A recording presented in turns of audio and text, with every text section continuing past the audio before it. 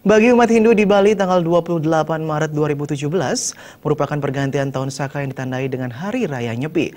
Pada Hari Raya Nyepi, Bali seketika menjadi sunyi senyap tanpa aktivitas masyarakatnya. Situasi Nyepi di Kabupaten Gianyar berlangsung kusuk tanpa gangguan terhadap masyarakat yang menjalankan catur berata penyepian.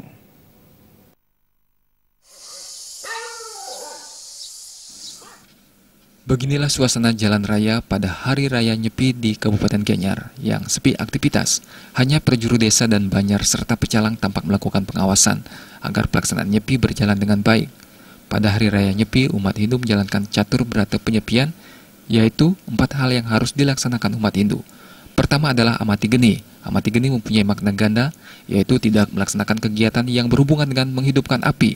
Di samping itu, ini merupakan upaya mengendalikan sikap perilaku agar tidak dipengaruhi api amarah atau krode dan serakah atau lobo.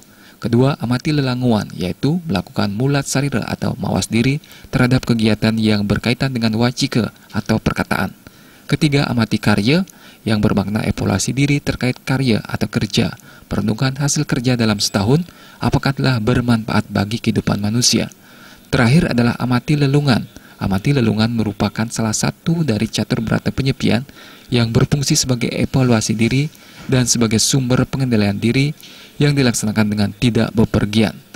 Terkait amati lelungan, pararem atau peraturan adat telah disusun yang menyebut tidak boleh pergi keluar rumah dan berjualan selama Hari Raya Nyepi. Sesuai pararem, pelanggarnya akan dikenakan sanksi. Namun ada pihak-pihak dan kondisi-kondisi yang dikecualikan dalam peraturan ini.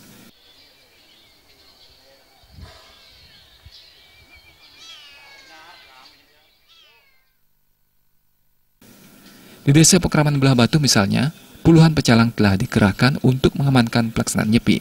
Secara umum Hari Raya Nyepi berjalan lancar. Jaya Kusumo, Bali TV.